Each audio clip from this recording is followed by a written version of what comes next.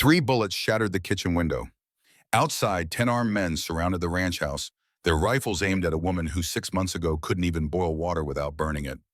But Margot Morrison wasn't that frightened Boston socialite anymore. Her hands, once soft and useless, now loaded a Winchester rifle with deadly precision. And when the next volley came, she didn't scream. She aimed. This is the story of how a mail-order bride became a legend. But before we begin, if you're enjoying stories of courage and transformation, hit that like button and subscribe. And drop a comment telling me where you're watching from. Right now, I love hearing from viewers around the world. Now let's go back to where it all started. To understand how Margot came to be fighting for her life in a besieged Wyoming ranch house, we must go back 3 months. Back to a bitter December night in Boston when a desperate woman discovered her father's body slumped over his desk and realized she had only 3 days before the monsters came for her. This is her story, 3 months earlier, Boston, Massachusetts, December 1881. The library smelled of old leather and her father's pipe tobacco scents that would forever mean safety to Margot. Until tonight when she found Thomas Bennett slumped over his mahogany desk papers scattered around his lifeless hand like accusations. 3 bullets shattered the kitchen window, sending porcelain exploding inches from Margot Morrison's head. Outside in the frozen Wyoming darkness, 10 armed men surrounded the ranch house, their rifles gleaming in the moonlight. Inside, a woman who 6 months ago couldn't boil water without burning it, now loaded her Winchester with steady hands, while her 5-year-old stepdaughter huddled in the root cellar below, clutching a carved wooden horse and whispering prayers into the darkness. But Margot wasn't the frightened Boston socialite anymore. Her hands, once soft and useless, now bore calluses from ranch work and gunpowder burns from target practice. Her expensive silk dress had been replaced by practical wool and leather. And when another volley of bullets punched through the walls, she didn't scream. She aimed. North window, her husband Caleb shouted from across the room, his voice carrying the calm authority of a man who'd fought in wars and survived. 3 riders coming around the barn. Margot swung her rifle toward the movement, breathed in, held it breathed out halfway. Just like he'd taught her, the trigger squeezed smooth under her finger. One of the attackers tumbled backward off his horse. "Good shot," Caleb said, already turning to return fire from his position. "Now reload. They're not done yet." The acrid smell of gunpowder filled the air, mixing with the metallic taste of fear. Wood splinters rained down from the ceiling, where bullets carved new holes. Somewhere in the chaos, she could hear Ida Finch's shotgun booming from the kitchen, the older woman defending the back entrance with the fierce determination of someone who'd survived slavery and wouldn't be driven from her home by hired killers. This was supposed to be a new beginning, a fresh start, a practical arrangement between a widowed rancher and a mail-order bride seeking escape from scandal. Instead, it had become a war. But to understand how Margot Adelaide Bennett, daughter of one of Boston's finest families, came to be fighting for her life in a besieged Wyoming ranch house, we must go back 3 months. Back to a bitter December night when a desperate woman stepped off a train into a future she couldn't possibly have imagined.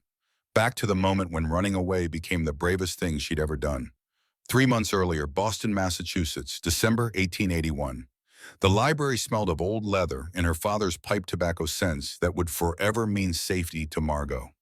Until tonight when she found Thomas Bennett slumped over his mahogany desk papers scattered around his lifeless hand like accusations. She knew he was dead before she touched him. The absolute stillness, the unnatural angle of his head, the way his reading glasses had fallen, one lens cracked against the wood. "Papa," her voice came out small, childlike. She was 26 years old, educated at the finest schools, fluent in 3 languages. But in that moment, she was just a little girl who wanted her father to wake up. He didn't wake up. He would never wake up again. Her hands trembled as she reached for his shoulder, and that's when she saw the papers. Ledgers, dozens of them filled with her father's meticulous handwriting. Numbers, dates, names, and at the top of each page the same heading, Blackwell Consolidated Lending, Confidential Records. The door behind her opened without warning. "My deepest condolences, Miss Bennett." Vincent Blackwell Jr.'s voice was smooth as oil and twice as slick. He stood in the doorway of her father's library, snow still dusting the shoulders of his expensive coat. "Your father was a challenging man to do business with." Margot turned slowly, her body instinctively moving to block his view of the ledgers. Vincent was 38, handsome in the cold way of marble statues with dark hair slicked back and pale hands that had never worked a day. She'd known him since childhood, back when their families moved in the same social circles. Before her father discovered what the Blackwell fortune was really built on. "Get out of my house." Her voice was steadier than her hands. "Technically, it's my house now." Vincent stepped inside, closing the door behind him with a soft click that sounded like a trap springing shut. "Along with everything in it, including you." He pulled a folded document from his coat pocket, laid it on the desk beside her father's body with careful precision. The paper crinkled in the silence. "Your father signed this before he died. One Margot Adelaide Bennett, age 26, transfer of ownership to settle debt of $47,000. The words didn't make sense at first. Transfer of ownership. Like she was property. Like she was a horse or a piece of furniture to be sold to the highest bidder. "That's not his signature." Margot snatched the paper, held it to the lamplight. Close, but the pressure was wrong in the downstrokes. Her father had taught her to spot forgeries when she was 12, part of her education in protecting the family assets. "This is fraud. I'll have you arrested." Vincent's smile never wavered. "Prove it. I own 3 judges and the police commissioner. Who do you think they'll believe, the grieving daughter making wild accusations, or the respected businessman holding a legally binding contract?" He moved closer and Margot caught his scent. Expensive cologne that couldn't quite mask something rotten underneath. She'd danced with him at parties, made polite conversation over tea, never realizing what he was, what his family did to people. "I could have made you a queen, Margot. You're beautiful, educated, from good family. With your breeding and my money, we could have ruled Boston society." His hand reached toward her face and she jerked back. "But you had to be difficult. You and your self-righteous father, thinking you could expose us." Her eyes flicked to the ledgers. He followed her gaze and laughed. "Those useless, without proof. And even if you tried to make them public, who would publish them? The Herald, we own the editor. The Globe. The publisher's son owes us 60,000. You have nothing, Margot. No family, no money, no power. You have exactly what this contract says you have. Me." The temperature in the room seemed to drop 20 degrees. Outside, snow had begun to fall harder, coating the windows in white. Margot's mind raced through options, discarding each as quickly as it formed. Stay and fight. He owned the courts. Run to relatives. Her mother's family had disowned them years ago. Appeal to the police, already bought and paid for. She was trapped. Unless, "I need time to arrange my father's funeral," she said, forcing her voice into something resembling calm. "Surely even you wouldn't deny me that." Vincent studied her face, looking for deception. She kept her expression neutral, the way she'd been trained in finishing school. "Never let them see what you're really thinking," her etiquette teacher had said. Useful skill, it turned out, when bargaining with devils. 3 days, he said finally. Arrange your father's burial, settle his affairs. Then you come to my office and we discuss our future arrangement. If you run Margot, I will find you. I have resources you can't imagine and patience you can't outlast. He left as silently as he'd arrived, and Margot waited until she heard his carriage pull away before moving. Then she grabbed the ledgers with shaking hands and began to read. What she found made her blood turn to ice. Page after page of crimes. Not just usury, though the interest rates were criminal enough. Threats against children when payments came late. Forged documents claiming ownership of property, businesses, even people. Bribes paid to judges, detailed down to the penny.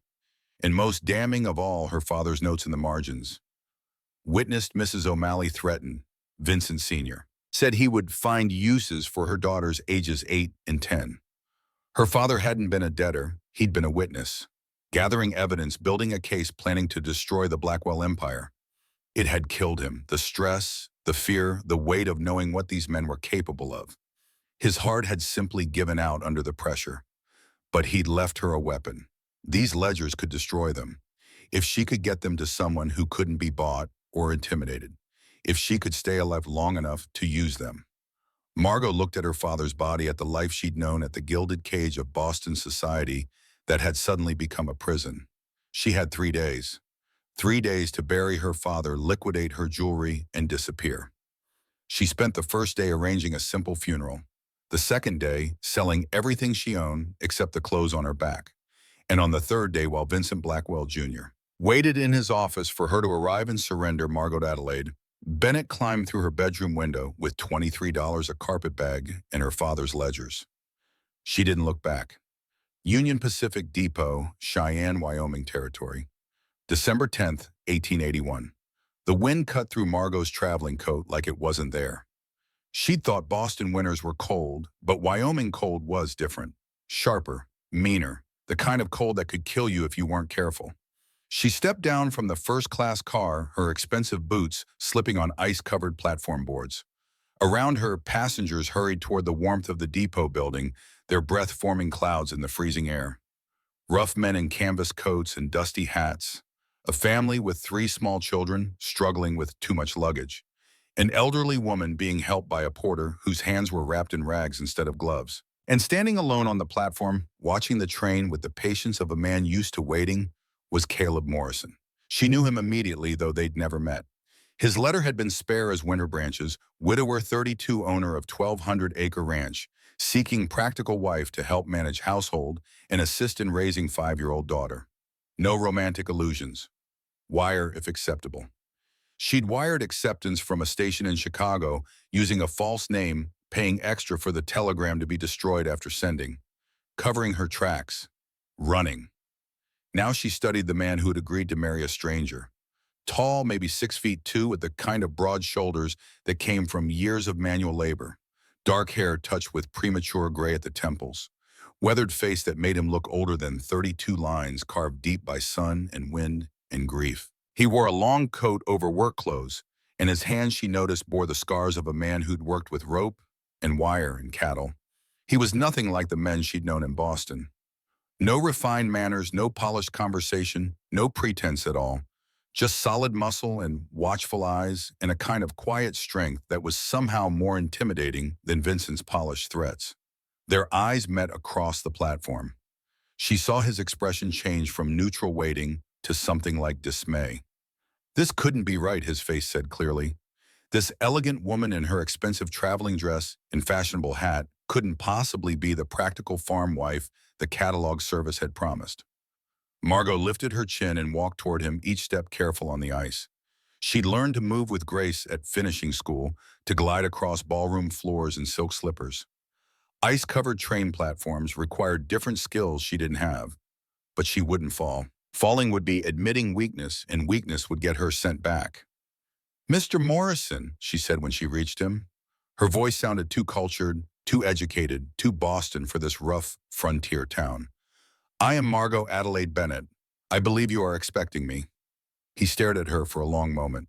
Up close, she could see his eyes were brown, the color of good earth, and they assessed her with the same careful attention he probably used when evaluating livestock. Finding her lacking, she suspected. "Ma'am."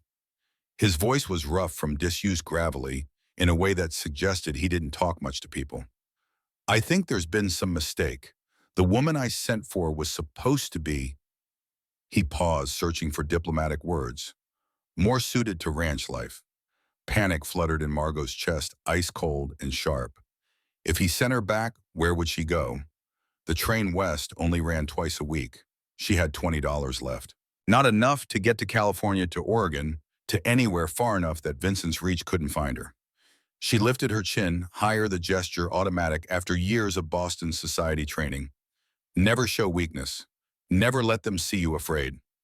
I assure you, Mr. Morrison, I am quite capable of learning whatever is required." The catalog agency in Denver confirmed our arrangement. "I have traveled 2,000 miles to be here. Surely you will not send me back on the very same train." Snow began to fall, soft flakes that melted on her shoulders. The wind picked up, cutting through her thin wool cape. She didn't have a proper winter coat. Everything warm had been pawned in Chicago to buy train fare. The cold bit into her bones, and she couldn't quite suppress a shiver. Caleb Morrison noticed. His eyes dropped to her inadequate clothing, and something shifted in his expression. Not warmth exactly, but perhaps recognition of need. Of someone in trouble, whether or not it was trouble she'd caused herself. He sighed the sound-carrying resignation and something that might have been sympathy. "Come on then," he said, reaching for her single trunk. "The wagon's this way. We have about an hour's ride to the ranch. You'd better prepare yourself. It's going to be colder than you've ever experienced." Relief flooded through her so intensely she felt dizzy. Not sent back, not yet anyway. She followed him toward a wagon hitched to two sturdy horses, their breaths steaming in the cold air. As he loaded her trunk, she looked around Cheyenne with barely concealed alarm. This was not Boston. There were no paved streets, no gas lamps, no fine carriages. Just mud and wood and the constant battle against nature. Buildings that looked like they'd been thrown together with whatever materials were handy. Men who carried guns openly on their hips. Women whose faces showed the same weathering as the men's aged before their time by hardship. This was her new life, this rough place, these rough people, and the man beside her who clearly regretted his decision to send for a mail-order bride, but was too much of a gentleman to abandon her at the depot. She climbed into the wagon, her silk dress catching on rough wood. Caleb didn't offer to help, just waited until she'd settled herself, then climbed up beside her and took the reins. The ride to Ironwood Ranch was silent except for the creak of wagon wheels and the steady rhythm of the horses' hooves on frozen ground. Margot sat rigid beside him, cold and something else. Fear, perhaps, or regret, or the slow dawning realization of what she'd committed herself to. Caleb found himself stealing glances at her profile, trying to reconcile the elegant woman beside him with the practical helpmate he'd hoped to find. Her skin was pale and blemished by sun or hardship.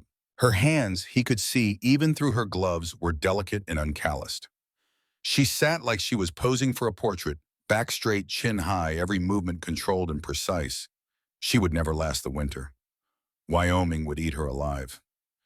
"Tell me about your daughter," Margot said, suddenly breaking the silence. Her breath formed clouds in the air between them. Caleb's jaw tightened. Lily, his whole reason for this awkward arrangement. "She's 5 years old. Doesn't remember her mother much, though we keep Sarah's photograph on the mantle." He paused, hands tight on the reins. "She's not easy with strangers. You should know that." "I understand," Margot replied softly. "Loss leaves its mark on all of us, especially children." There was something in her voice that made Caleb look at her more carefully. Not just practiced sympathy or polite platitudes. Real understanding, real grief. This woman knew loss personally, carried it with her like the carpet bag at her feet. The ranch came into view as the sun began to set, painting the snow-covered fields in shades of orange and gold. The main house was a two-story structure built of sturdy timber, smoke rising from the chimney. The barn and outbuildings were well-maintained, and a few cattle could be seen in the near pasture, dark shapes stark against the white landscape. "It's not much," Caleb said, suddenly self-conscious about his modest holdings. In Boston, she'd probably lived in a mansion with servants. Here he could offer her hard work and basic shelter. But it's honest work and good land. "It's beautiful," Margot said, and she sounded like she meant it. "I've never seen so much open space." As they approached the house, the front door opened and a woman emerged. Ida Finch was in her 60s with steel gray hair and the dignified bearing of someone who had survived much and expected to survive more. She'd been born a slave in Missouri, freed by the war, and had traveled west seeking a new life. She ran Caleb's household with quiet efficiency and had been more of a mother to Lily than anyone since Sarah's death. "So this is the bride," Ida said, her dark eyes taking in every detail of Margot's appearance. Her tone was neutral, but Caleb heard the skepticism underneath. "You look half-frozen, child. Come inside before you catch your death." A small figure appeared behind Ida in the doorway. Lily Morrison was a delicate child with her mother's blonde hair and her father's serious brown eyes. She wore a simple calico dress and had one finger in her mouth, a habit she'd developed since Sarah died. She stared at Margot with open suspicion. "Lily," Caleb said, gently moving to lift his daughter into his arms. "This is Miss Bennett. She's going to be staying with us." The child said nothing, just buried her face in her father's shoulder. Caleb felt the familiar ache in his chest. Lily had been only 3 when Sarah died. She barely remembered her mother, but the loss had shaped her, anyway, made her wary of loving anyone who might leave. And now he'd brought home a stranger who looked about as capable of frontier life as a hothouse orchid. What had he been thinking that evening after a simple supper of stew and bread that Margot barely touched? Caleb showed her to the spare bedroom upstairs. It was clean but sparse furnished with only a single bed, a washstand, and a small dresser. Nothing like the luxury she was clearly accustomed to. "We'll talk tomorrow about the arrangement," he said, standing awkwardly in the doorway. "About expectations and such. For tonight, just rest. You've had a long journey." Margot nodded, but as he turned to leave, she spoke. "Mr. Morrison." Her voice stopped him. "Thank you for not sending me back on that train. I know I'm not what you expected, but I promise you I'm stronger than I look." He studied her for a moment, this elegant stranger who had appeared in his life like a figure from a dream. Or a nightmare. Too soon to tell which. "We'll see," he said. "Wyoming has a way of testing people. Good night, Miss Bennett." After he left, Margot sat on the edge of the bed and allowed herself, for the first time since leaving Boston, to truly feel the weight of her situation. She was 2,000 miles from home, in a harsh land she didn't understand about, to marry a man who clearly didn't want her.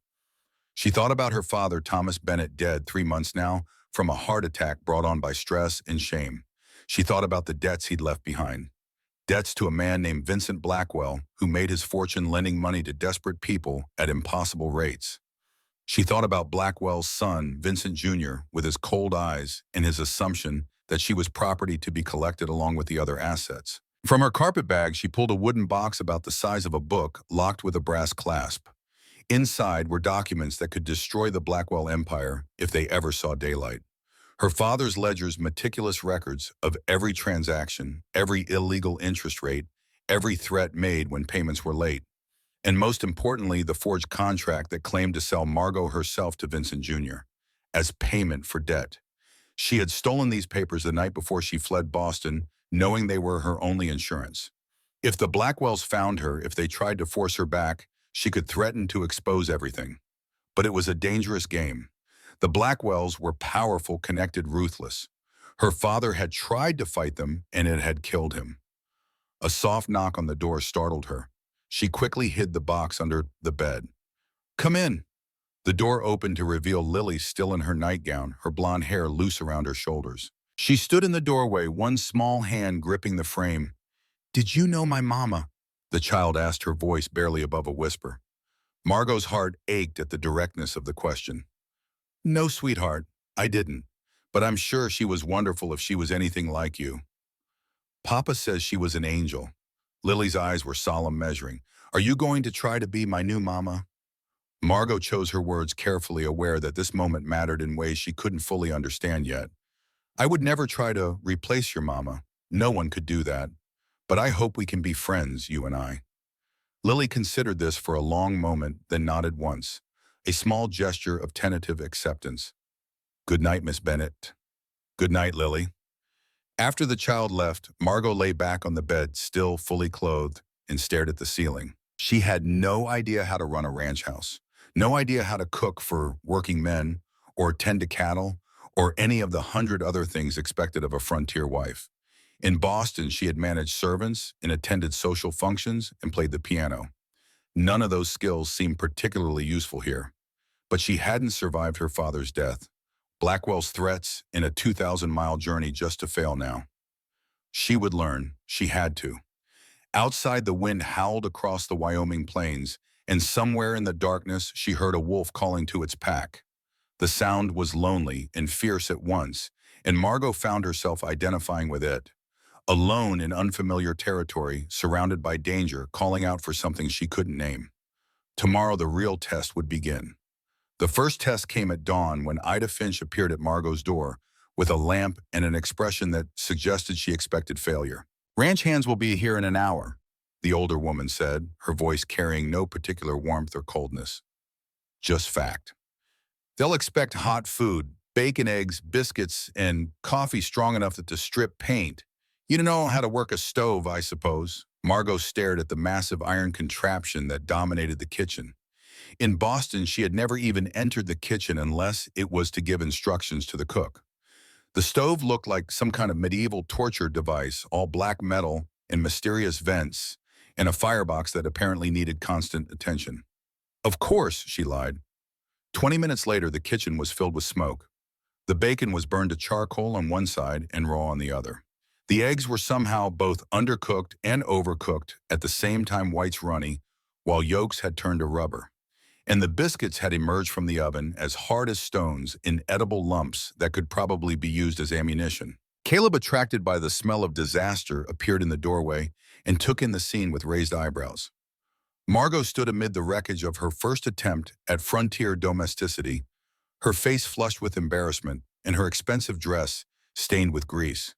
The beautiful lavender scent she'd worn from Boston was now overwhelmed by the acrid smell of burning food.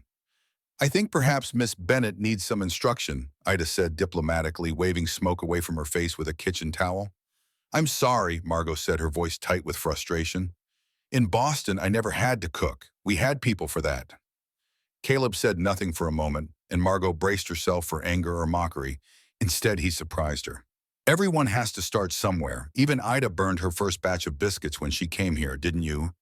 "Burn them to cinders?" Ida confirmed, though her expression suggested she might be exaggerating for Margot's benefit. "Smoke was so thick we had to eat outside. The ranch hands can eat at Josiah's place in town this morning," Caleb said, already turning away. "Tomorrow you can try again." After he left, Ida began cleaning up the mess with efficient movements. Margot moved to help, but the older woman waved her toward a chair. "Sit, child. Watch first, then do. That's how learning works out here." Ida scraped the ruined food into a bucket for the pigs. "You want to tell me what you're really running from?" The question was so direct it took Margot's breath away. "I don't know what you mean." "Child, I was born property, sold twice before I was 10 years old. I learned to read fear on people's face because my life depended on it." Ida turned to look at her directly. "You're terrified. Not of this place, not of hard work, of something that's coming, something you think might follow you here." Margot's hands twisted in her lap. The wooden box was hidden under her bed, but she felt its weight anyway. 3 pounds of evidence that could get at everyone in this house killed. "I made some powerful people very angry," she said finally. "They might come looking for me. They're coming to hurt you. They're coming to own me, which is worse." Ida nodded slowly as if this confirmed something she'd already suspected. "Mr. Morrison fought in the war, served under Sherman. He's killed men to protect what's his. You should know that. I'm not his. We're barely acquaintances. You will be once you marry. And Caleb Morrison doesn't do anything halfway. If he takes you as wife, even in name only, he'll protect you with everything he has." Ida paused. "Question is, are you worth dying for?" The blunt question hung in the air like smoke. Margot had no answer. The days that followed were a series of small humiliations and hard-earned lessons. Margot learned that milking a cow required strength and rhythm she didn't possess. She learned that chickens were mean-spirited creatures that attacked without provocation, leaving her arms covered in scratches. She learned that carrying water from the well in winter meant frozen fingers and aching shoulders. She learned that keeping a fire going required constant attention, that laundry in Wyoming was nothing like sending delicate things to a professional in Boston, that her hands could bleed from work and she'd have to keep working anyway. More than once, she found herself alone in the barn, tears of frustration freezing on her cheeks, wondering what madness had brought her to this place. But each time she thought about the alternative, Vincent Jr.'s hands on her, his assumption of ownership, the slow death of her spirit that would come from being trapped in Boston with no money, no family, no options. She wiped her tears and went back to work. This was hard, but it was her choice. And that made all the difference. 2 weeks after her arrival, on a particularly bitter afternoon, Margot was in the stable attempting to brush down one of the horses. The animal, a large gelding named Thunder, was not cooperating. He kept dancing away from her awkward attempts, clearly sensing her fear and inexperience. "You have to show him you're not afraid," a small voice said. Margot turned to find Lily standing in the stable doorway. The child walked forward with the confidence of someone who'd grown up around animals, her small boots crunching in the straw. "Here like this." Lily demonstrated the proper technique, her small hands moving with practiced ease. The horse immediately calmed under her touch. Margot watched, then tried to imitate the movements. It still wasn't quite right, but Thunder tolerated it. "Thank you," Margot said softly. Lily nodded, then hesitated. "Miss Bennet, why did you come here, really?" The directness of children. No social niceties, no dancing around difficult topics. Just straight to the heart of things. Papa thinks you're running from something. Margot considered lying, then decided the child deserved honesty, or at least as much as she could safely give. You're very perceptive, Lily. Yes, I'm running from something, from someone who wanted to control my life. Coming here was my way of choosing my own path. Is he going to find you? The question took Margot's breath away. Not will he look, will he find you? As if the child already understood that being hunted was different from being sought. I hope not, but if he does, your father has promised to help me, and I promise that I will never bring danger to you intentionally. Lily studied her for a long moment, with eyes far too old for her 5 years. I believe you, she said finally. Then in a gesture that made Margot's throat tight, the little girl reached out and took her hand.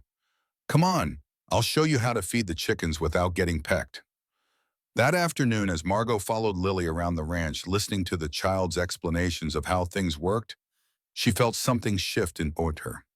This place, these people, they were becoming real to her in a way Boston society never had. The work was hard, the conditions harsh, but there was an honesty to it that she had never experienced before. That night, Caleb found her sitting on the porch despite the cold, wrapped in one of Sarah's old quilts, and staring out at the star-filled sky. You'll freeze out here, he said, but he sat down beside her anyway. I needed air, and I've never seen so many stars. In Boston, there are too many lights. They sat in comfortable silence for a few minutes. The night air carried the smell of wood smoke and pine, and somewhere in the distance, a coyote called. Margot pulled the quilt tighter, breathing in the scent of it. Lavender and something else. Sarah's scent, she realized. The first wife still was strengthened in small ways. Lily told me you two spent the afternoon together, Caleb said. That's the most she's talked about anyone since Sarah died. She's a remarkable child. You've done well with her alone. I had help, Ida, mostly. He paused, his profile strong in the starlight. I know this isn't what you expected, Miss Bennett. This life. I'm sorry about that. Margot turned to look at him. His jaw was tight, and she realized he was uncomfortable with vulnerability. Probably hadn't had many conversations like this since his wife died. Please call me Margot. And as for expectations, nothing in my life has turned out as expected. At least here I'm choosing my own path. Are you, he asked quietly, or are you just running? Both, she admitted. Can it be both? Before Caleb could respond, a sound cut through the night. The thunder of approaching horses moving fast. Multiple riders. Caleb was on his feet instantly, his hand moving to the rifle that stood by the door. The easy moment between them shattered. Get inside, he ordered, his voice sharp with command. Now. But Margot didn't move, frozen by a fear that went deeper than cold. Because she recognized that sound. It was the sound of pursuit. The sound of men who rode with purpose. 3 riders emerged from the darkness, pulling their horses to a stop at the edge of the property. They were rough-looking men dressed for travel, with hard eyes that spoke of violence as a profession. The leader, a man with a scarred face and a black beard, looked directly at the porch. Evening, he called out, his voice carrying across the frozen yard. We're looking for someone, a woman from Boston. Auburn hair, educated voice, fine clothes.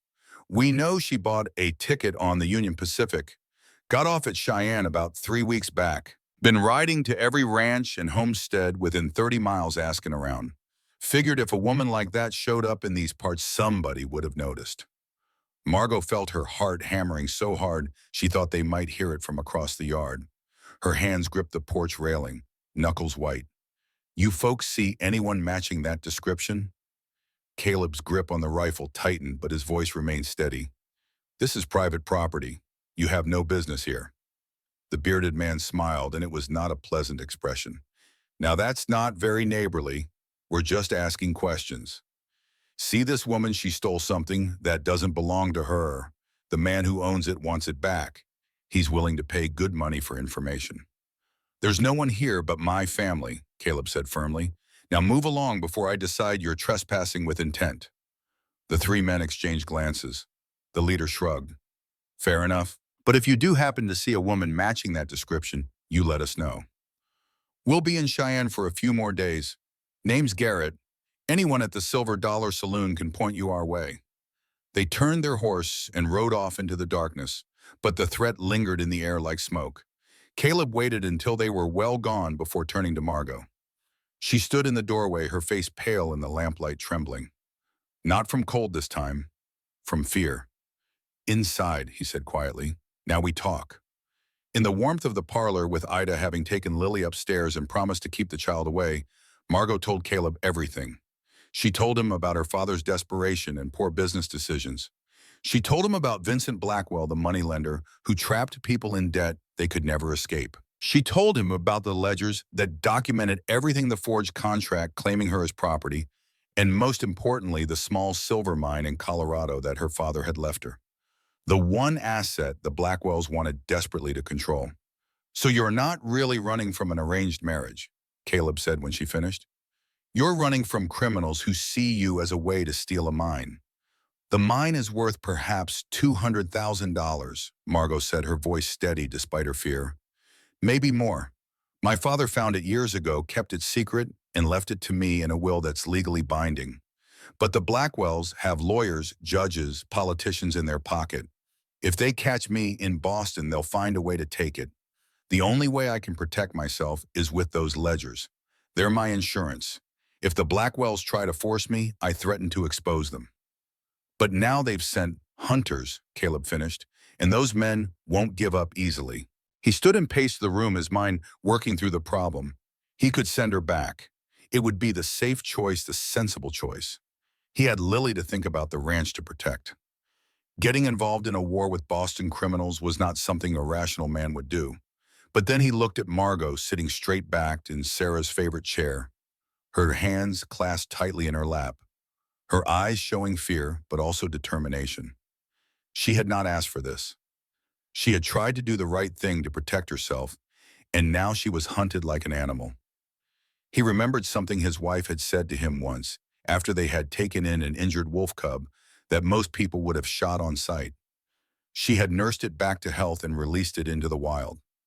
Caleb had asked her why she bothered with something so dangerous. Sarah had looked at him with those gentle eyes and said, "Because protecting those who cannot protect themselves is what makes us human. I need someone to help run this ranch. It can work if we're both honest about what it is." "And what is it?" Margot asked softly. "A partnership, a safe harbor, maybe in time more than that, but for now, survival." Margot stood and walked to the window, looking out at the darkness where danger lurked. She thought about her options, which were few. She thought about Lily's hand in hers that afternoon. She thought about the stars over Wyoming and the feeling of choosing her own path. "All right," she said, turning back to face him. "I accept. When do we do this?" "Tomorrow. We ride into Cheyenne, find Judge Patterson, and make it legal. Then we come back here and prepare, because those men will be back, Margot. And next time they won't just be asking questions." The next morning dawned clear and bitterly cold. Caleb hitched up the wagon while Margot dressed in her finest remaining dress, a deep green silk that seemed absurdly formal for a frontier marriage. Ida pressed a small bouquet of dried flowers into her hands. "These were Sarah's," the older woman said quietly. "She would want you to have them. You're doing a good thing here, child. For Caleb, for Lily. Don't doubt that." Lily watched from the porch, her expression unreadable. As Margot climbed into the wagon, the little girl ran forward and pressed something into her hand. A small carved horse worn smooth from being carried in a child's pocket. "For luck," Lily whispered, then ran back inside before Margot could respond. The ride to Cheyenne was quiet. Caleb seemed lost in thought, perhaps regretting his impulsive decision. Margot clutched the carved horse and the dried flowers and tried not to think about how strange it all was. Judge Patterson was a kindly man in his 70s who asked no questions when Caleb requested a marriage ceremony. He had seen enough frontier desperation to know that people had their reasons, and it was not his place to judge. The ceremony took 5 minutes. Caleb's voice was steady as he spoke the vows. Margot's hands shook. When it was done, Judge Patterson smiled. "You may kiss your bride, Mr. Morrison." Caleb looked at Margot, and for a moment something passed between them. Not love, not yet, but a recognition, an acknowledgement that they were bound together now for better or worse. He leaned forward and kissed her gently, briefly, more a promise than a passion. His lips were warm against hers and she caught his scent, leather and wood smoke and something distinctly him. The kiss lasted only seconds, but Margot felt it resonate through her entire body. "Congratulations," the judge said. "May you find happiness together." As they walked out of the courthouse, now legally husband and wife, Margot felt the weight of the moment. She had left Boston to escape one form of ownership. Had she just traded it for another? Or had she found something different? Something that might, against all odds, become real. They were halfway home when Caleb suddenly pulled the wagon to a stop. 3 riders blocked the road ahead. The same 3 from the night before, led by the scarred man named Garrett.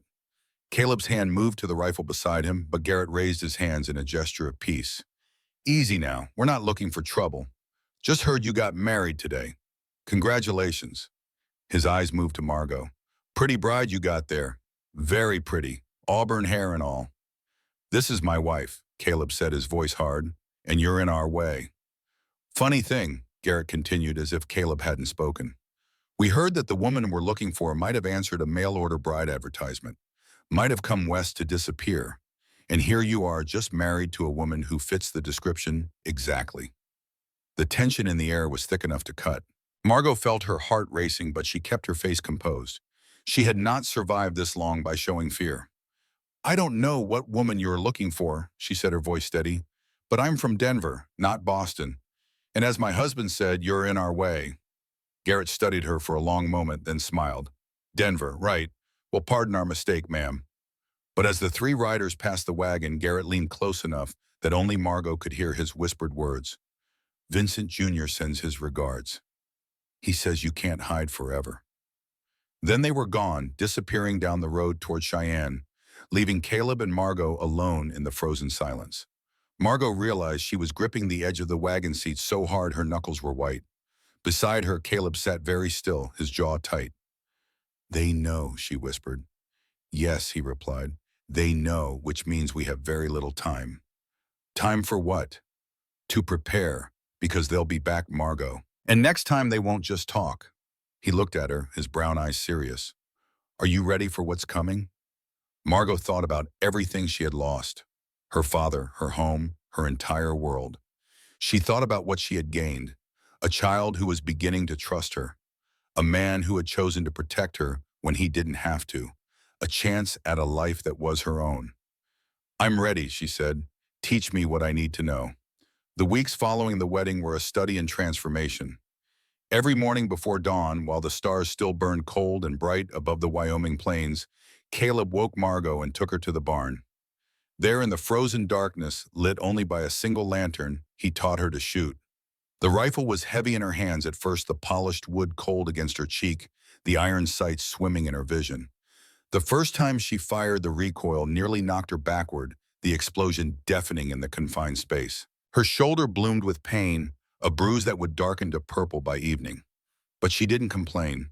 She had learned that complaining changed nothing in Wyoming. So instead, she listened as Caleb adjusted her stance, his hands impersonal but firm on her shoulders, positioning her body the way a sculptor might position clay. "You're thinking too much," he said one morning, as she missed her 5th shot in a row, the bullet going wide and embedding itself in the barn wall.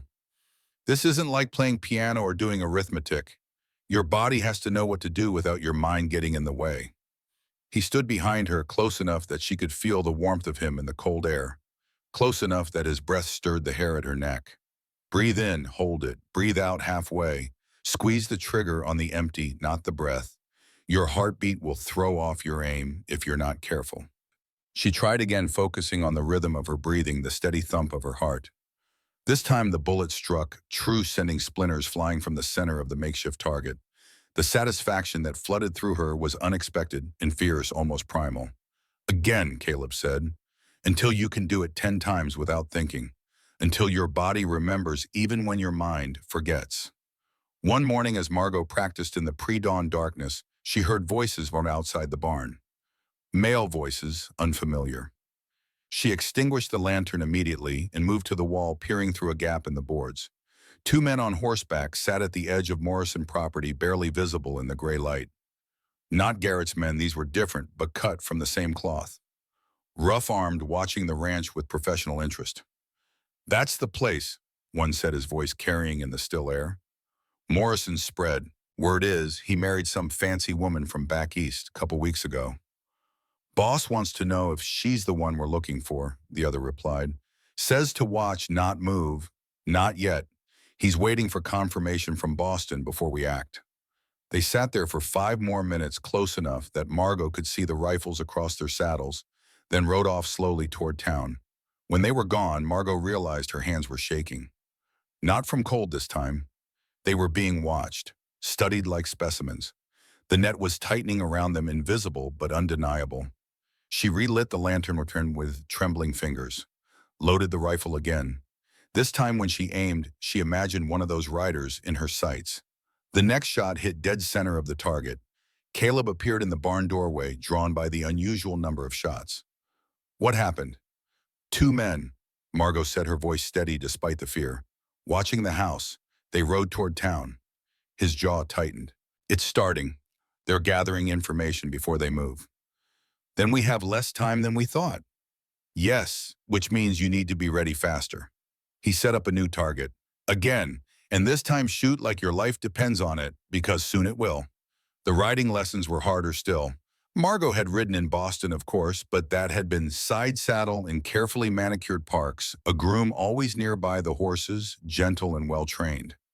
Western riding was something altogether different. It required strength she didn't possess, balance she had never needed, and a kind of trust between horse and rider that felt almost mystical. Thunder, the big gelding that had frightened her that first day, became her unwilling teacher. Caleb put her on his back every afternoon, sometimes with a saddle, sometimes without, forcing her to find her seat through feel rather than equipment. She fell more times than she could count, landing hard in the frozen dirt, the impact driving the air from her lungs and leaving her gasping. But each time Caleb was there, his hand extended, his expression showing neither pity nor impatience, just the quiet expectation that she would get back on. And so she did. Lily watched these lessons with increasing interest, her skepticism slowly giving way to something that looked almost like respect. The child would perch on the fence rail, her small legs dangling, her solemn eyes following every movement. One afternoon, after Margot had taken a particularly hard fall, actually sliding off Thunder's back and landing flat on her backside in a way that would have been humiliating if anyone had laughed, Lily climbed down from the fence and walked over. Without a word, she pressed a cup of hot cider into Margot's cold hands. The gesture was small, but it felt monumental. Mama used to fall off, too, Lily said quietly, her eyes on the ground rather than on Margot's face. When she was learning. Papa says everybody does. He says the only people who never fall are the ones who never treat. It was the first time the child had mentioned her mother to Margot without hostility or grief making her voice sharp, and it felt like a door opening. Just a crack, but enough to let light through. Thank you, Margot said, and she meant it for more than just the cider. The household skills came more slowly. Each small victory hard-won. Ida Finch was patient but exacting, a teacher who believed that if something was worth doing, it was worth doing correctly. She showed Margot how to work the massive iron stove without burning everything, how to judge temperature by the heat against her face, how to time bread baking by smell rather than clock. She taught her to make biscuits that didn't require a hammer to break open to fry bacon without setting the kitchen on fire, to brew coffee strong enough to satisfy working men without making it so bitter it could strip paint. Every lesson was a small humiliation followed by gradual improvement. Margot's hands, once soft and useless, developed calluses and burns and small scars. The transformation was written on her skin. At night, she fell into bed exhausted, her muscles screaming, protest, her mind too tired for the fear that had once kept her awake. But even in sleep, she was aware of Caleb moving through the house, checking locks, looking out windows, standing guard against threats she could not see but knew were gathering like storm clouds on the horizon. He slept in his own room, maintaining the fiction that theirs was a real marriage, while respecting the truth that it remained one of convenience. Sometimes in the deep hours before dawn, Margot would wake to hear his footsteps in the hallway, slow and measured, the sound of a man who had learned in war that vigilance was the price of survival. After 6 weeks of relentless training, January gave way to February, and with the turning of the calendar came an announcement that would change everything. The town of Cheyenne was holding its annual Valentine's Dance at the Frontier Hall, a celebration designed to break the monotony of winter and bring the scattered community together for a few hours of music and light. Caleb had no interest in attending. He was not a social man, had never been comfortable in crowds, even before Sarah's death made him retreat further into solitude. But Ida Finch had other ideas, and when Ida made up her mind about something, arguing was generally useless. People need to see her as your wife, the older woman said firmly one evening. Her arms crossed over her chest in a way that meant the discussion was not really a discussion at all. Right now, she's just a stranger who showed up and moved into your house. Folks are talking. They're wondering. And if those men from Boston come asking questions, people need to have a reason to protect her. They need to feel like she belongs here, like she's one of us. Caleb knew she was right. In a frontier community, belonging was everything. Outsiders were viewed with suspicion. Their loyalties questioned, their presence tolerated but not embraced. If the community saw Margot as his wife, truly his wife, they might stand with him when trouble came. If they saw her as a kept woman or a fugitive, they would step aside and let nature take its course. So on the evening of February 14th, as the sun set in shades of rose and gold, across the snow-covered plains, Caleb helped Margot into the wagon, both of them dressed in their finest. She wore a gown of deep burgundy silk, one of the few nice things she had brought from Boston, the color rich against her pale skin. Ida had helped her arrange her auburn hair in a style that was elegant but not ostentatious, the kind of style that said rancher's wife rather than society belle. Caleb wore a suit that had belonged to his father, dark wool, that fit well despite clearly being tailored for another man, another era. He looked uncomfortable in the formal clothing, kept tugging at his collar, as if it were choking him, a man more at home in work clothes and dust than silk ties and polished boots. But Margot thought he looked handsome, distinguished, like a man who had earned his place in the world through hard work rather than inheritance. The frontier hall was bright with lanterns when they arrived, lights spilling out into the cold darkness, the sound of fiddle music dancing on the frozen air. Inside, the room was packed with ranchers and townspeople, that's all dressed in their best, all determined to forget winter's hardships for a few hours. When Caleb and Margot entered the room, didn't fall completely silent, but there was a noticeable pause in conversation. Eyes turned toward them, assessing, measuring, judging. Everyone knew about the hasty wedding. In a town this small, secrets were impossible to keep.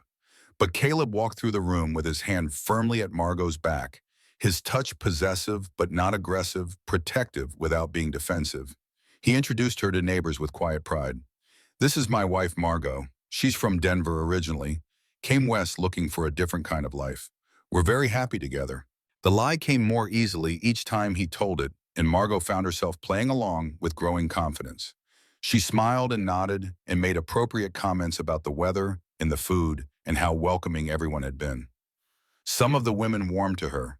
Others remained cold, their smiles brittle, their eyes hard with jealousy or suspicion. These were the unmarried women and the young widows who had set their caps for Caleb Morrison, who had brought him cheese and offered to help with Lily, only to be politely but firmly rebuffed. The men were worse in their own way. Margot could feel their eyes on her as she moved through the room, assessing, measuring. Some were simply curious. Others were bolder, making comments that skirted the edge of propriety, earning warning glares from Caleb that they mostly ignored. The most persistent was Sheriff James Harrington, a man in his early 40s with sandy hair, going gray at the temples, and an easy smile that didn't quite reach his eyes. "Mrs. Morrison," he said, appearing at her elbow, just as Caleb was pulled into conversation with another rancher. "I was hoping you might honor me with a dance. Your husband won't mind, I'm sure, Tim. It's tradition for the sheriff to dance with all the new ladies in town." Caleb turned at the sound of Harrington's voice, his jaw tightening almost imperceptibly. His eyes met Margot's, and she could read the warning there as clearly as if he had spoken it aloud. "Be careful. Trust no one. Give nothing away." "Of course, Sheriff," Caleb said, his tone carefully neutral. "My wife would be delighted." But his hand on Margot's back tightened briefly before releasing her a silent promise that he was watching, that he would intervene if needed. Margot allowed Harrington to lead her onto the dance floor as the fiddle player struck up a waltz. The sheriff was a competent dancer, she had to give him that. He held her at the proper distance, his steps assured, his movements practiced. But there was something in the way he looked at her, a calculated assessment in his eyes that made her skin crawl. "You're quite the mystery, Mrs. Morrison," he said as they turned across the floor, his voice low enough that only she could hear by ear. "A woman of obvious breeding and education, refined manners and expensive tastes, married to a simple rancher. One wonders what brought you to such a match." "Love," Margot replied smoothly, the lie coming easily now after weeks of practice, "and a desire for a different kind of life than the one I was living." "In Denver, was it?" The question was casual, but Margot heard the trap underneath it. She met his eyes directly, her expression open and guileless. "Yes, Denver. Perhaps you know it." "Oh, I know Denver well," Harrington said, spinning her expertly, pulling her slightly closer than was strictly proper. "Worked there for several years before taking this position. Rose through the ranks, attended quite a few social functions in my time there, mixing with the better class of people. Funny thing, though, I don't recall ever seeing anyone quite like you in Denver society, and I would have remembered. A woman like you stands out." Margot felt ice forming in her stomach, but kept her expression pleasant, her smile firmly in place. "It's a large city, Sheriff. I'm sure our paths simply never crossed. I kept mostly to myself after my father passed. Grief isn't very social." Perhaps he studied her face with eyes that missed nothing. "Or perhaps you're from somewhere else entirely. Boston, maybe. I hear Boston has quite the society. Quite the old families. Quite the scandals, too, from time to time." The music ended, and Margot stepped back immediately, putting distance between herself and the sheriff. Her heart was racing, but she kept her breathing steady, her expression calm. "Thank you for the dance, Sheriff Harrington. But I see my husband looking for me, and I should return to his side." She walked away before he could respond, moving through the crowd with purpose but not panic. When she reached Caleb, she leaned close and whispered urgently in his ear, her lips barely moving. "We need to leave. He knows something. Or suspects. Either way, we're not safe here."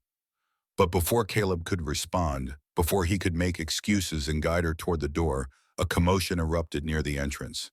The music stuttered to a halt. Conversations died mid-sentence. Every head turned toward the source of the disturbance. A man had stumbled in from the cold, his face flushed with drink, his clothes disheveled, his hat missing. He swayed on his feet, grabbing the doorframe for support, his eyes unfocused but searching. It took Margot a moment to recognize him through the haze of alcohol, but when she did, her blood turned to ice. It was one of the three riders who had confronted them on the road weeks ago. Not Garrett, the leader with the scarred face, but one of his companions. A younger man with a weak chin and mean eyes, who had looked at Margot with undisguised hunger that day. "Looking for someone," the drunk man announced to the room, his words slurred but still audible in the sudden silence. "Woman from Boston. Real pretty lady with auburn hair. Goes by different names, but she's here somewhere. I can smell her perfume. There's good money in it for anyone who knows where she is. Real good money." The silence that followed was absolute. Margot could hear her own heartbeat, could feel every eye in the room turning toward her, could sense the shift in atmosphere from celebration to suspicion. Caleb moved instantly, positioning himself between Margot and the crowd, his body a shield, his hand resting on the grip of the revolver he wore at his hip. "This man is drunk and talking nonsense. Sheriff, I suggest you remove him before he disturbs the dance further and upsets the ladies." But Harrington was looking at Margot with newest interest, his eyes sharp and calculating, the easy smile gone from his face. "Seems like an odd coincidence, Morrison. Your wife fits that description pretty well. Auburn hair, Boston, pretty as a picture, makes a man wonder." "My wife is from Denver, as I've said repeatedly." Caleb's voice was hard now, the pleasant veneer stripped away, revealing the steel underneath. "And I don't appreciate you questioning her honor or mine based on the ravings of a drunk who probably can't even remember his own name." The tension in the room was suffocating, thick enough to choke on. The drunk man was being helped toward the door by two townsmen still muttering about Boston and money and pretty women. But the damage was done, the seed of doubt had been planted. Then a voice cut through the noise, clear and authoritative and utterly unexpected. A woman's voice, cultured and confident. "I can vouch for Mrs. Morrison's character completely." Everyone turned to see who had spoken. Near the refreshment table stood a woman Margot had noticed earlier but had not been introduced to. She was perhaps 30 years old with intelligent, dark eyes and strong features that were handsome rather than pretty. Her dress was simple but well-made dark blue wool with minimal decoration, and her hair was pinned up in a practical style. There was something about her bearing a confidence and competence that commanded respect. "And who might you be?" Harrington asked, his tone skeptical but curious. "Clara Whitmore. I recently moved to Cheyenne from Denver to take the position as school teacher. The previous teacher, as you know, left rather suddenly last month." She met the room's collective gaze without flinching. "I knew Mrs. Morrison and her family there. Her reputation is impeccable, and I resent the implication that she is anything other than what she claims to be." It was a complete fabrication, every word of it. Margot had absolutely no idea why this stranger was risking herself to protect someone she had never met. But Clara Whitmore met her eyes across the crowded room with a look that communicated volumes. "Trust me, play along, I'm here to help." Margot found herself nodding, her mind racing, but her expression carefully controlled. "Yes, of course, Miss Whitmore. How wonderful to see you again. I had no idea you had moved to Cheyenne. What a pleasant surprise." The tension in the room eased slightly, like a breath being released. A schoolteacher's word carried weight in a frontier community. If the schoolteacher vouched for someone, that meant something. The conversations resumed. The musicians struck up another tune. The moment passed, but Margot knew it was only a temporary reprieve. The questions remained. The suspicions lingered. And the drunk man's words had been heard by everyone. Caleb seized the moment of distraction. "We'll be leaving now. My wife is tired, and we have an early morning tomorrow." He didn't wait for a response. His hand found Margot's arm, and he guided her toward the door with firm purpose, moving quickly but not so fast as to seem like they were fleeing. As they passed Clara Whitmore, the woman reached out and touched Margot's hand briefly, the contact lasting only a second but heavy with meaning. "We should talk," she whispered, her voice barely audible beneath the resuming music. "Tomorrow. The schoolhouse. Come alone if you can." Then they were outside in the cold night air, the temperature shocking after the warmth of the crowded hall. Caleb helped Margot into the wagon with hands that trembled slightly, the only outward sign of how shaken he was. Neither of them spoke until they were well away from town, alone on the dark road with only starlight and a crescent moon to guide them. The frozen landscape stretched out on all sides, beautiful and deadly in equal measure. "That woman who vouched for you," Caleb said finally, his voice low and tight. "You've never met her before tonight, have you?" "Never," Margot replied. "I have no idea who she is or why she helped us. But she saved us back there. Without her testimony, Harrington would have arrested me on the spot. The crowd would have demanded it." "The question is why," Caleb said, his jaw clenched as he drove. "What does she want?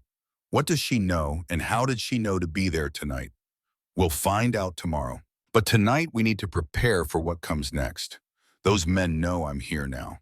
The drunk revealing himself like that it wasn't an accident. "They're testing us, seeing how the town responds, measuring our defenses, looking for weaknesses." Caleb nodded grimly. "They'll come for you soon.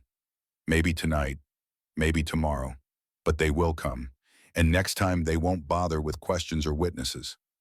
He glanced at her, his profile sharp in the moonlight. "I need you to promise me something. Anything. If it comes down to it, if there's no other choice, you run. You take Thunder and you ride for the railroad. You get on a train and you go as far as money will take you. Canada, maybe. Somewhere they can't follow." "No," Margot's voice was firm. "I won't leave you and Lily to face this alone. I brought this danger to your door. I won't abandon you when it arrives. You might not have a choice. Then we make sure I do." When they reached Ironwood Ranch, they found Ida and Lily waiting anxiously by the fire in the parlor. Lily had tried to stay awake, fighting sleep with determination, but she had lost the battle. She was curled up in Ida's lap, her blonde hair spread across the older woman's chest, her thumb in her mouth. But the moment she heard the door open, her eyes flew open. She scrambled down from Ida's lap and ran across the room, throwing herself at Margot with surprising force. "I was scared," the child whispered, her arms wrapping tight around Margot's waist, her small body trembling. "I dreamed something bad happened. I dreamed you didn't come back." Margot knelt down to Lily's level, holding her close, breathing in the clean scent of the child's hair. "We're fine, sweetheart. Your papa kept us safe just like he always does. Nothing is going to happen to us." But even as she spoke the reassuring words as she stroked Lily's hair and felt the child's heartbeat slow from frantic to calm, Margot saw Caleb and Ida exchanging meaningful looks over her head. They both understood what she was coming to realize herself. The time for hiding, for pretending, for hoping they could avoid confrontation was over. The storm was coming, and they needed to be ready. Morning came too quickly, bringing with it a sky heavy with the promise of snow. The air had that peculiar quality it got before a storm, thick and hushed and waiting. Caleb hitched up the wagon while Margot made ready to return to town, this time with a specific purpose and a growing sense that everything was about to change. They left Lily in Ida's capable hands, the older woman armed with a shotgun and strict instructions to lock all the doors, to trust no one who came calling, and to fire a warning shot if anyone tried to force their way inside. The ride to Cheyenne was tense and silent, both of them scanning the horizon for riders, for threats, for any sign that they were being watched or followed. But the plains were empty, the landscape white and pristine and deceptively peaceful. The schoolhouse sat at the edge of town, a simple one-room structure with a steeply pitched roof and windows that faced east to catch the morning light. Smoke rose from the chimney, and through the windows they could see movement inside. Caleb stopped the wagon 100 yards away. "I'm going to circle around back. Make sure there are no horses hidden. No men waiting. You wait here. If I signal danger, you drive straight back home. No hesitation, no argument. Understood." Understood. He disappeared around the building, moving with the practiced silence of a man who had scouted enemy positions in wartime. Margot waited, gripping the leather straps, every nerve alert. But within minutes, Caleb reappeared and gave the all-clear signal. They approached together. Clara Whitmore was waiting inside, sweeping the floor in preparation for Monday's classes. She looked up as they entered, and her expression was grave but not hostile. She set the broom aside and gestured to the student benches. "Please sit. We don't have much time, and there's a great deal I need to explain." They sat on benches designed for children, feeling absurd and vulnerable and uncertain. Clara pulled a chair close and leaned forward, her dark eyes moving between them, assessing their readiness to hear what she had to say. "My name is Clara Whitmore, and that part is true. But I'm not just a school teacher. I work for the Boston Herald as an investigative journalist. I've been following the Blackwell case for more than 2 years." Margot's breath caught in her throat. "You know about them, about what they've done, about my father." "I know everything, Mrs. Morrison. Or should I call you Miss Bennett?" Clara's voice was gentle but direct. "I know about your father's debts. I know about the mine in Colorado. I know about Vincent Blackwell Sr.'s predatory lending practices. And I know that you have documents that could bring his entire empire crashing down." "Then why haven't you published the story?" Caleb demanded, his tone suspicious, his body tense and ready for violence if this turned out to be a trap. "If you know everything, why haven't you stopped them?" "Because I've had no proof," Clara said simply. "The Blackwells are careful. Every contract is written by lawyers who know exactly how to stay on the right side of the law, even when the spirit of what they're doing is criminal. I've interviewed victims, dozens of them. Families destroyed by debt they could never escape. But they're all too terrified to go on record. And without documents, without hard evidence, any story I write gets buried by Blackwell's political connections before it even reaches print." She stood and walked to the window, looking out at the empty street. "But you have those documents, Mrs. Morrison. Your father's ledgers. The forged contract claiming you as property to settle debt. Those papers are exactly what I need to destroy them. Not just Vincent Jr., but the entire corrupt organization." "How do we know you are who you say you are?" Caleb asked, his hand resting on the grip of his revolver. "How do we know this isn't just another way to get those documents?" Clara pulled a folded newspaper from her bag and handed it to him. It was an old edition of the Boston Herald dated 6 months earlier. She pointed to a byline on the front page. "That's me, Clara Whitmore. I write under my real name because I want the people I expose to know exactly who's coming for them." Margot took the newspaper and read the article carefully.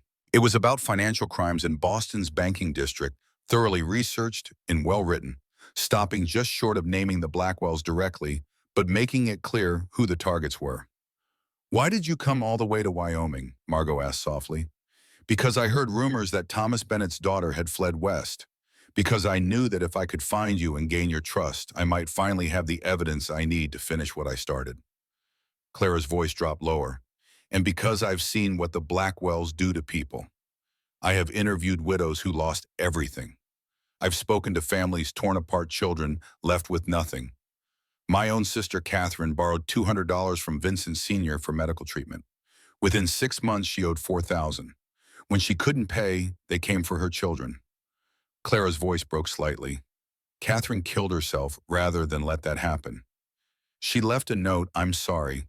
They own everything, even me." And she was wrong, they didn't own her. But she believed it. If I can stop them, I have to try. It's not just a story to me anymore. It's personal. The three of them sat in silence for a long moment, the only sound the wind rattling the schoolhouse windows. Margot looked down at the ledgers resting on the bench beside her, her father's life work bought with his life. If she gave these to Clara, if they published the story and the Blackwells sent their worst killers, she might die before seeing justice done. "If we fail," Margot said quietly, breaking the silence, "if they kill us before this story runs, will anyone even know we tried? Will my father's sacrifice mean anything?" Clara leaned forward, her eyes fierce. "That's exactly why we're making multiple copies. Why we're sending them to a dozen newspapers simultaneously. Your father's work, your fight, it won't die with you. Even if the worst happens, the truth will survive. That's the only thing the Blackwells truly fear." "Not death?" Caleb asked. "No, they fear being remembered. Not as powerful men, but as criminals. As monsters who destroyed families for profit. That legacy will outlast all of us, and they know it." Clara's voice hardened. "When Vincent Sr. dies, his tombstone might say businessman, but history will remember him as a predator. That's the legacy we're building here, one they can't buy, threaten, or kill their way out of." Margot felt something settle in her chest. Her father had died gathering this evidence. If she died exposing it, that would mean something too. Not a wasted life, a completed mission. Then Margot made her decision. "The documents are at the ranch, hidden where no one would think to look. If you can promise me that publishing this story will truly stop the Blackwells, will keep them from coming after me or my family ever again, then I will give them to you." Clara's face lit up with fierce satisfaction. "It will stop them. I promise you that. But we need to move quickly. Those men who are looking for you work for Vincent Jr. If they find the documents first and destroy them, everything is lost. All your father's work, all the evidence gone." "Then we go now," Caleb said, standing decisively. "We get the papers, we make copies, and we send them to every newspaper from here to Boston. We make so much noise that they can't silence it all." They were halfway to the wagon when the first shot rang out. The bullet hit the schoolhouse wall inches from Caleb's head, sending splinters of wood exploding outward. He reacted with the instincts of a veteran, shoving both women to the ground and drawing his revolver in one fluid motion that spoke of muscle memory and training. "Stay down," he commanded, his voice hard and controlled. More shots followed, coming from multiple directions, the reports echoing across the frozen landscape. Through the wagon wheels, Margot could see riders circling the schoolhouse. 6 or 7 of them, all armed with rifles, all firing with deadly intent. This was not a warning. This was an execution. Caleb returned fire with the precision of a man who had learned to shoot in wartime when hesitation meant death and every bullet counted.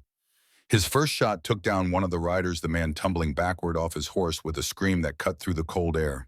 His second caught another in the shoulders, spinning the attacker around and sending his rifle clattering to the frozen ground. But there were too many of them, and they had position and numbers on their side. Bullets peppered the schoolhouse wall, shattered windows, kicked up frozen dirt around the wagon. "We need to get inside," Clara shouted over the gunfire, her voice remarkably steady for someone who had just been thrust into a battle. "The schoolhouse walls are thick. We can hold them off until help comes." "What help?" Margot shouted back, pressing herself flat against the ground as bullets whistled overhead. "There's nobody else here. We're alone." But even as she spoke, she heard new sounds cutting through the chaos.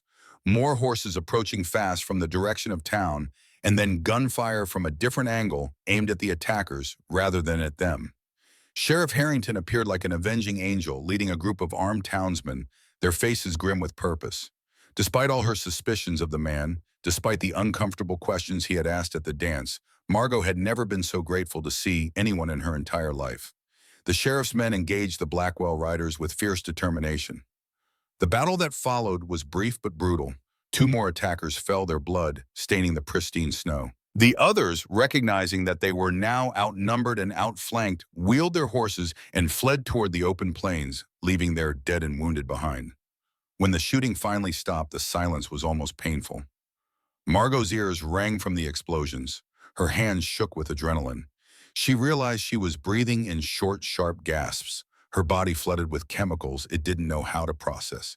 Caleb's hand found hers steady and warm, anchoring her to reality. "You're all right. We're all right. Just breathe."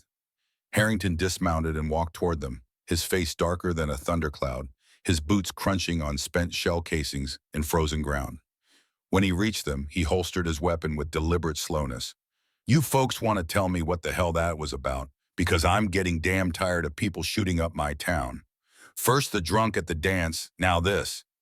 7 armed men trying to kill a school teacher and a rancher's wife. I think it's time for some honest answers." Clara stood brushing snow and dirt from her dress with remarkable composure for someone who had just survived a gunfight.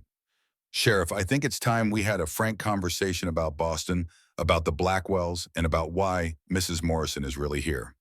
Over the next hour, sitting in Harrington's office with guards posted outside and the wounded attackers locked in cells, they told him everything.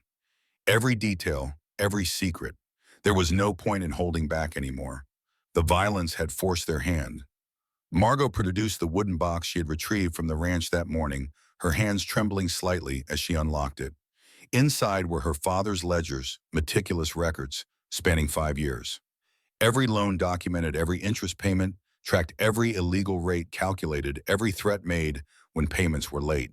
And most damning of all, the forged contract, a document claiming to sell Margot herself to Vincent Blackwell Jr. as settlement for her father's debts, signed with her father's name in a hand that was close but not quite right.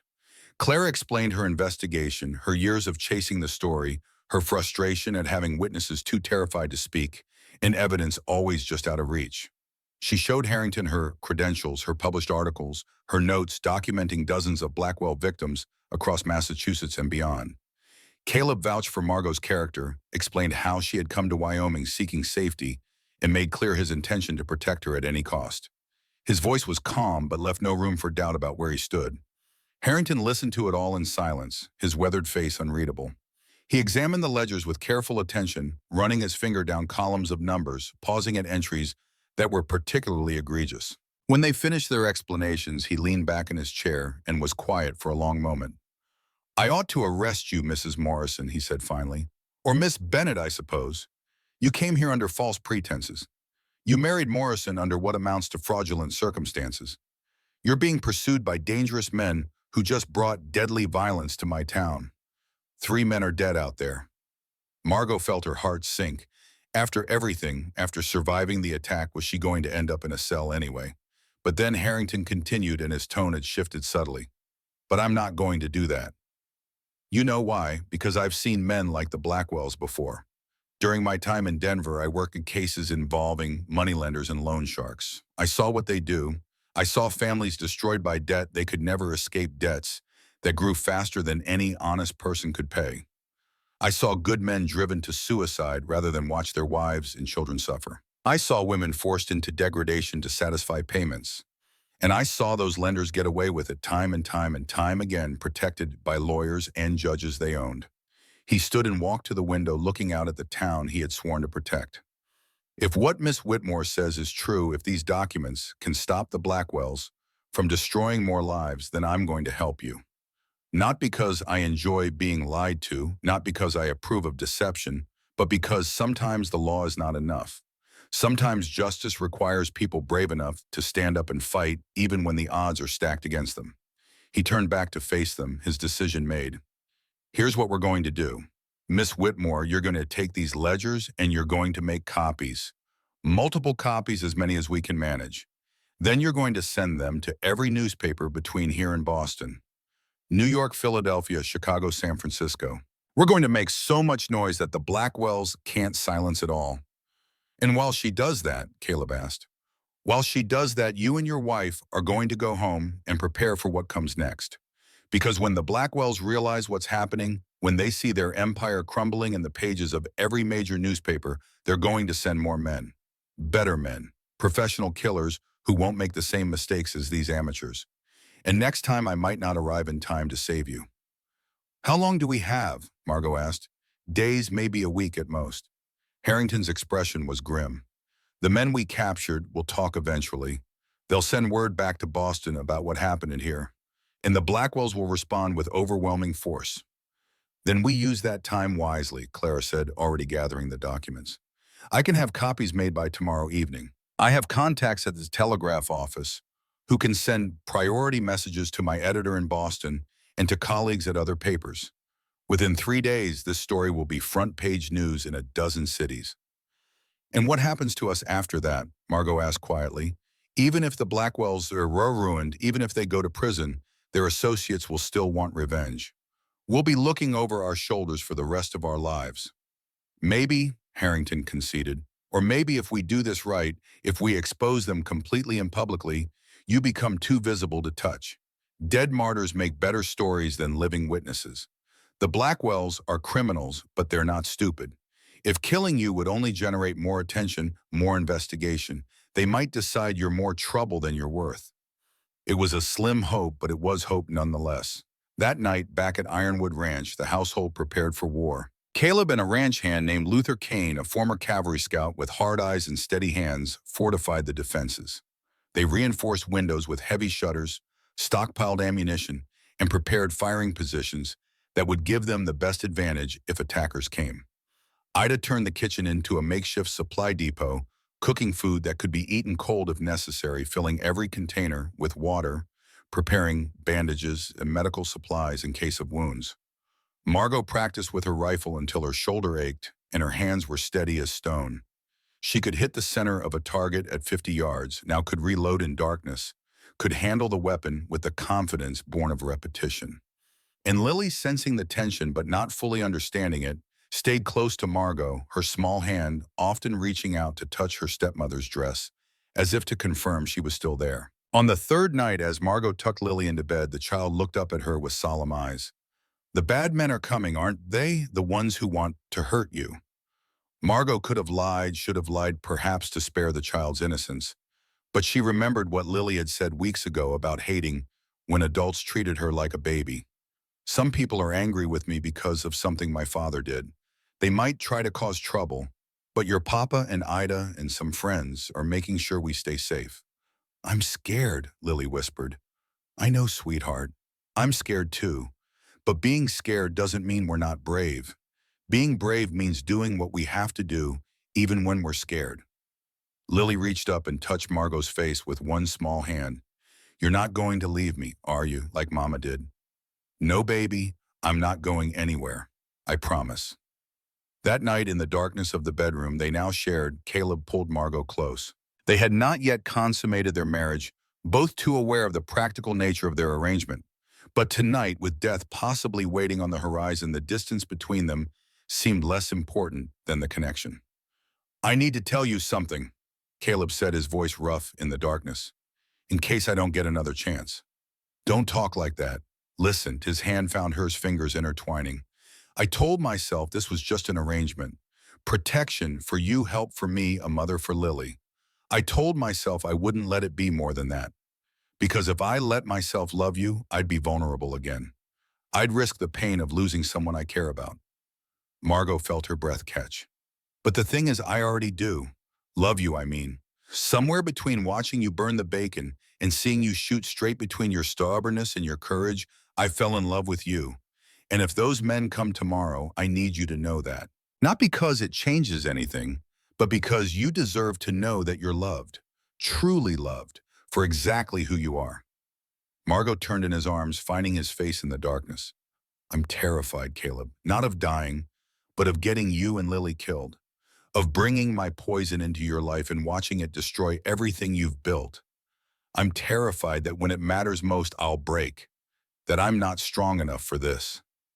You're the strongest person I know, Caleb said, his thumb brushing across her cheek.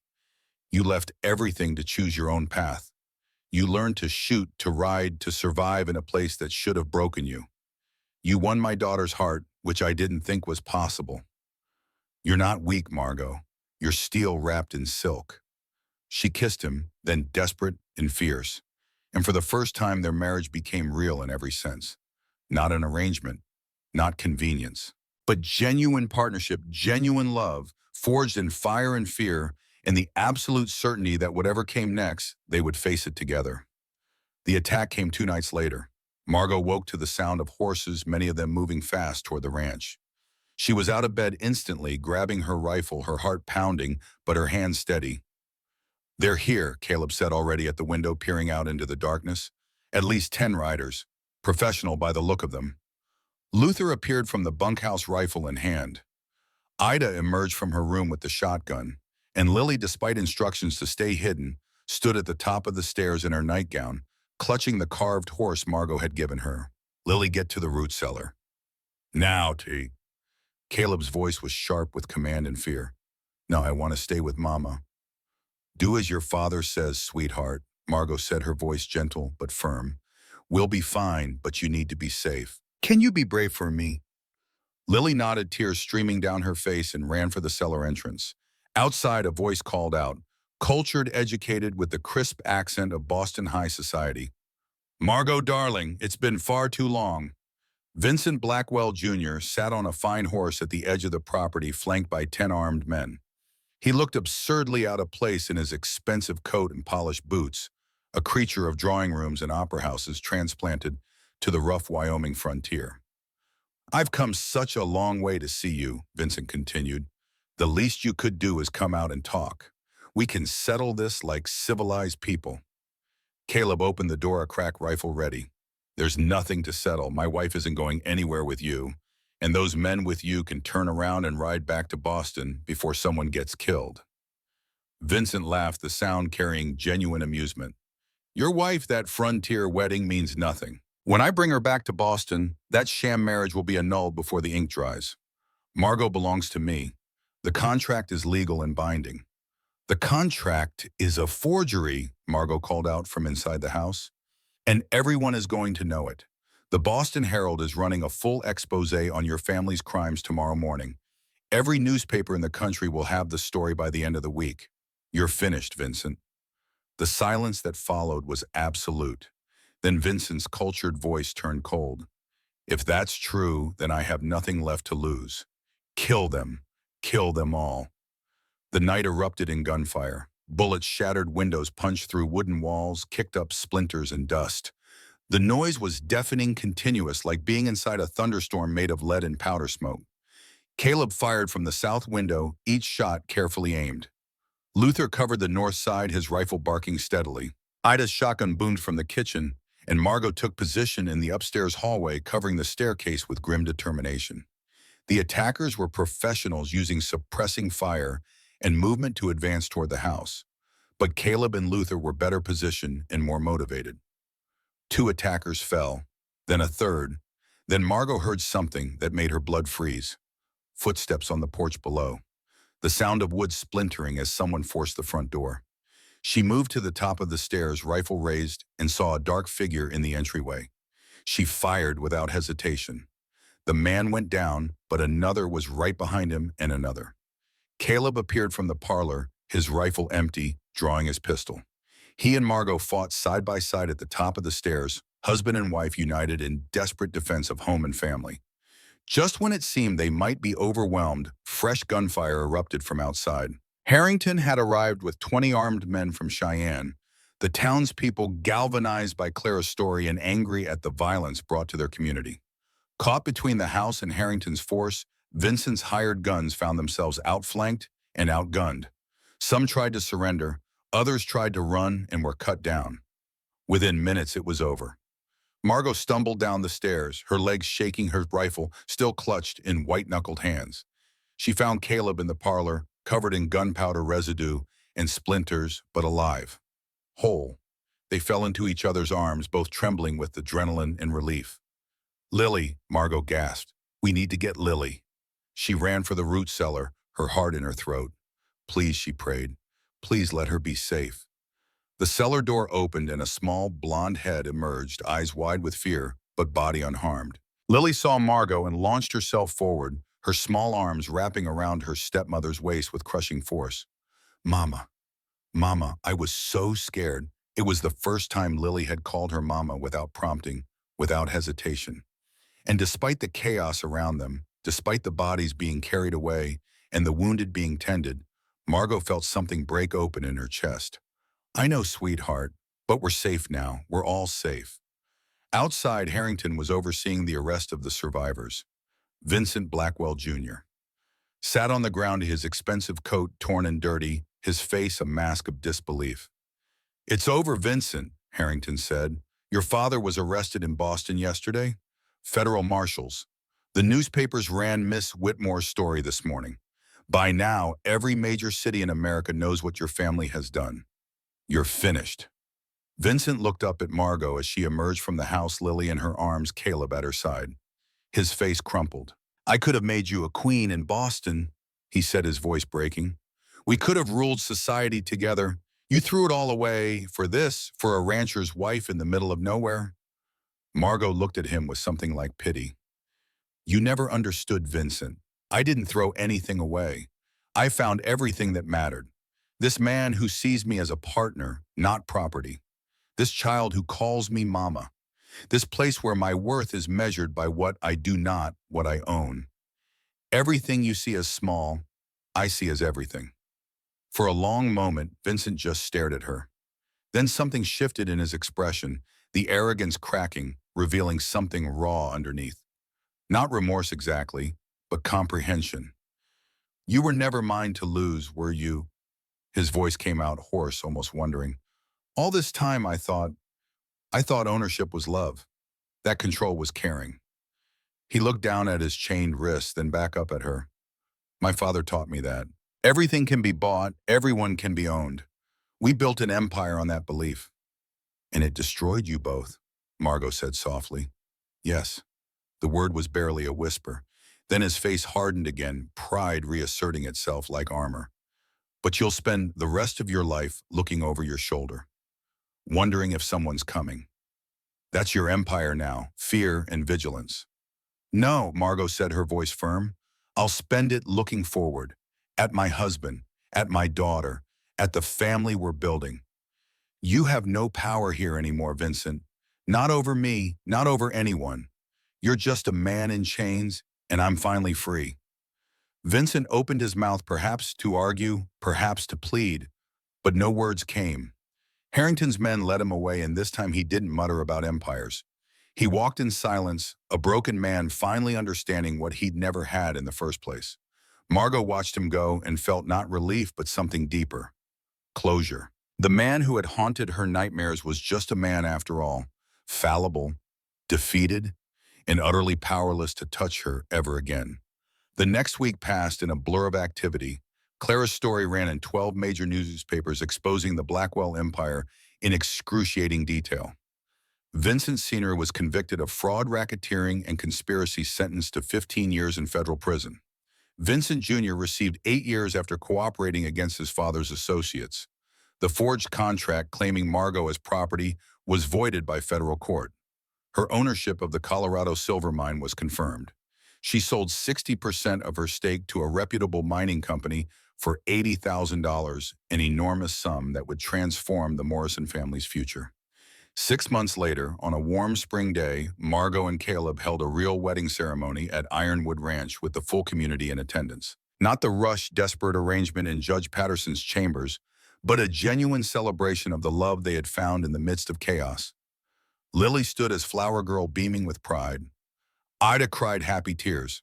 Clara and Luther, now courting seriously, stood as witnesses. The entire town of Cheyenne came to celebrate, fully accepting Margot as one of their own.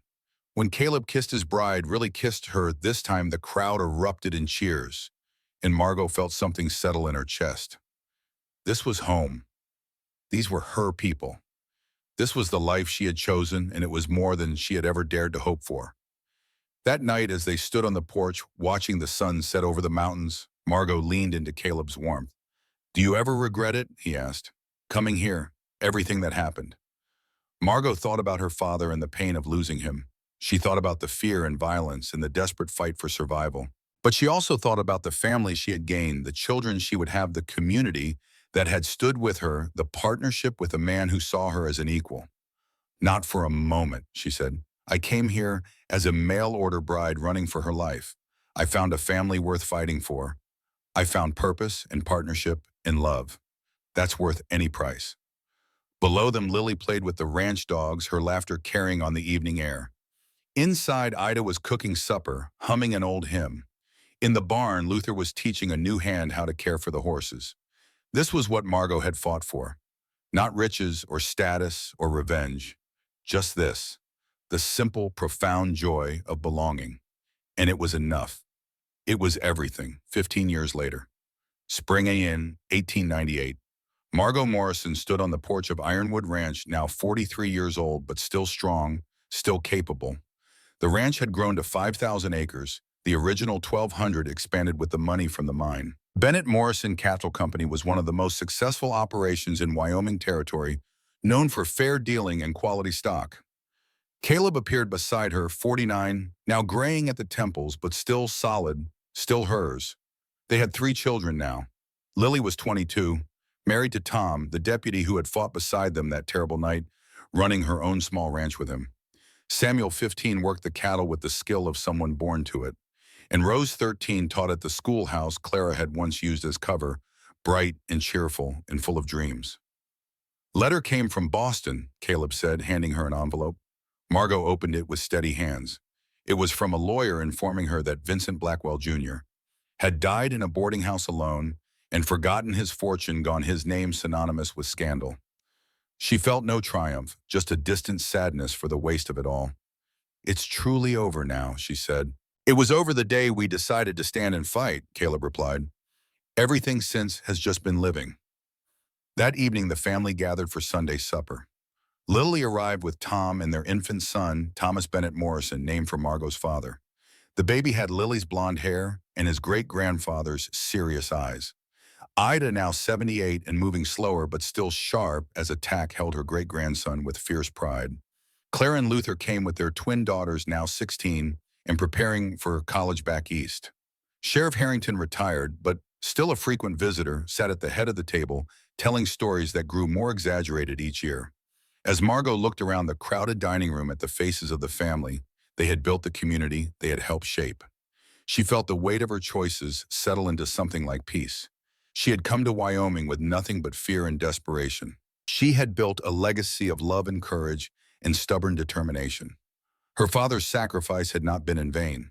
His ledgers had destroyed a criminal empire and freed countless families from predatory debt.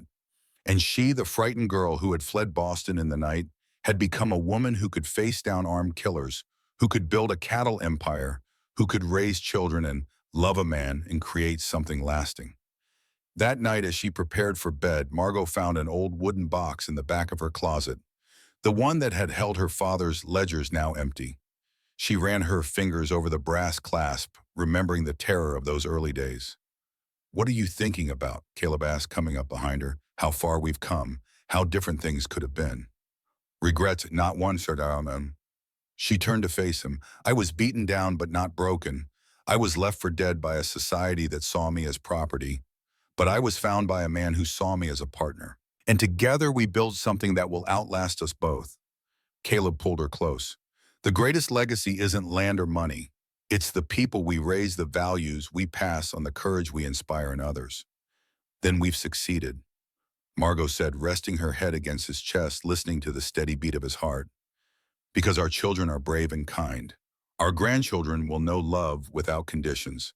And the families we've helped along the way, the ones we employed fairly, the ones we stood beside in hard times, they'll remember that the Morrisons were people who chose kindness over cruelty, courage over comfort." 20 years later. Winter 1918. Margot Morrison, now 63, sat by the fire in the ranch house that had been her home for 37 years. Outside, snow fell gently, coating the familiar landscape in white. Her hands, weathered and scarred from decades of work, held a letter from Samuel, who was serving in France with the American Expeditionary Forces. Caleb had died 3 years earlier, his heart simply giving out one morning as he saddled his horse. He had lived to see all 3 children married, had held 7 grandchildren, had built a legacy that would endure for generations. Margot missed him with an ache that never quite faded, but she took comfort in knowing they had loved, well fought hard, and built something lasting. Lily appeared in the doorway, her son Thomas, now 17, and preparing to join his uncle Samuel in the war. "Mama, are you all right?" Margot smiled at the woman her stepdaughter had become. Strong, capable, kind. Everything Margot had hoped for. "I'm fine, sweetheart. Just remembering." "Tell me again," Lily said, settling into the chair beside her, "about the night you arrived, about choosing to stay even though you were terrified." Margot closed her eyes, letting the memories wash over her. The cold platform, Caleb's stern face, the fear and desperation and the wild hope that maybe, just maybe, she could survive. The wind howled across the Wyoming plains like a wounded animal. She began, her voice still strong despite her age. "It was the winter of 1881, and I stepped off that train with nothing but secrets and fear." She told the story the way she always did, with honesty, about the terror and the mistakes, but also about the courage and the love and the stubborn refusal to give up. When she finished, Lily was crying. "You saved us all, Mama, by being brave enough to run, to fight, to choose your own path." "No, sweetheart, I saved myself, and your papa saved me, and together we saved each other. That's how love works. It's not one person rescuing another. It's 2 people choosing to stand together against whatever comes." That night, alone in the house that held so many memories, Margot walked through the rooms one last time. The kitchen where Ida had taught her to cook. The parlor where she and Caleb had planned their defense. The stairs where they had fought side by side. The bedroom where they had loved and laughed and built a life. She went to bed in the room she had shared with Caleb for 34 years, his scent still lingering in the quilts, his presence still palpable in the space. She died peacefully in her sleep that night, a small smile on her face, the carved wooden horse Lily had given her so many years ago, clutched in one weathered hand. Final image. Spring 1919. The Morrison family gathered at Ironwood Ranch for Margot's funeral. Lily and Tom with their 4 children. Samuel home from the war, whole and safe. Rose with her husband and twin daughters. 7 grandchildren who had known Margot's love and wisdom. They buried her beside Caleb on a hill overlooking the ranch they had built together. The headstone was simple. Margot Adelaide Morrison, 1855 to 1918. She chose courage. As the family walked back to the house, young Thomas paused at the graves, looking down at the names carved in stone. "Grandmother Margot," he said quietly, though no one was near enough to hear, "I promise to be brave like you, to choose my own path, to stand up for what's right even when I'm afraid." The wind whispered through the grass, carrying the scent of spring flowers and new growth. And somewhere in that wind, if you listened carefully, you could almost hear laughter. The sound of a woman who had run from one life and built another, who had been beaten but not broken, who had found love in the last place she expected. The mail-order bride who became a legend. The frightened girl who became a warrior. The Boston socialite who became a Wyoming rancher's wife. And in becoming all of those things, had become entirely authentically herself.